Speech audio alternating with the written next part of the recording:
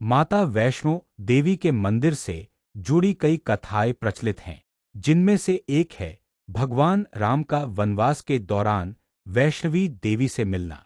जब उन्होंने देवी को त्रिकूट पर्वत पर स्थित पवित्र गुफा की ओर निर्देशित किया था। अन्य कथाएं भी प्रचलित हैं, जैसे पांडवों का, जिनके बारे में कहा जाता है कि उन्होंने इस पवित्र स्थान का दर्शन किया था और यहाँ एक मंदिर का निर्माण भी करवाया था। नास्तिक राजा हिरण्यकशिप के पौराणिक पुत्र प्रहलाद ने भी इस पवित्र मंदिर की तीर्थयात्रा की थी। हालांकि सबसे लोकप्रिय और प्रसिद्ध कथा श्रीधर ब्राह्मण की है, जो त्रिकूट पर्वत की तलहटी में स्थित हंसाली गांव में रहते थे, जो आधुनिक कटरा शहर के निकट है।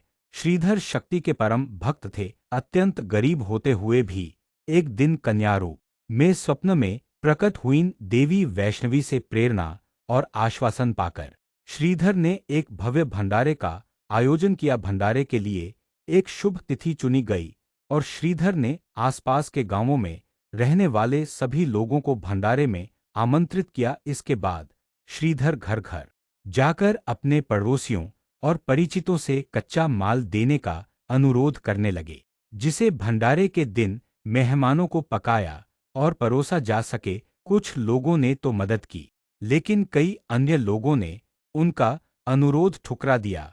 उन्होंने तो यहाँ तक कह दिया कि भंडारे का आयोजन करने की हिम्मत कैसे हुई, जबकि उसके पास आयोजन के लिए पर्याप्त संसाधन नहीं थे। जैसे जैसे भंडारे का दिन नजदीक आता गया, श्रीधर की चिंताएं भी बढ़ती गईं कि भंडारे में आमंत्रित मेहमानों को भोजन कैसे कराया जाए। भंडारा दिवस से पहले वाली रात श्रीधर को जरा भी नींद नहीं आई। पूरी रात वह इस समस्या से जूझता रहा कि सीमित राशन में मेहमानों को भोजन कैसे कराया जाए और कम जगह में उन्हें कैसे ठहराया जाए। सुबह तक जब उसे कोई संतोषजनक हल नहीं सूझा, तो उसने भाग्य को स्वीकार कर लिया और दिन का सामना करने के लिए उठ खड़ा हुआ। वह अपनी कुटिया के बाहर पूजा करने बैठ गया। दोपहर तक उसके मेहमान आने लगे।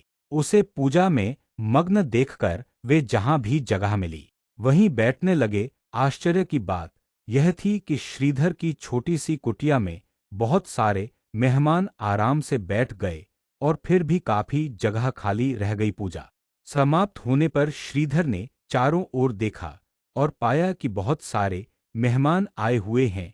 वह सोच ही रहा था कि मेहमानों को कैसे बताए कि वह उन्हें भोजन नहीं करा पाएगा। तभी उसने वैष्णवी को अपनी कुटिया से बाहर आते देखा। देवी वैष्णवी की कृपा से सभी अतिथियों को उनकी पसंद का भोजन परोसा गया और भंडारा अत्यंत सफल रहा। हालांकि गुरु गोरखनाथ के शिष्य भैरव, जिन्हें भंडारे में आमंत्रित किया गया था, ने कुछ समस्याएं खड़ी की। भंडारे के बाद श्रीधर वैष्णवी की जादुई शक्तियों के रहस्य को जानने के लिए उत्सुक हो गए।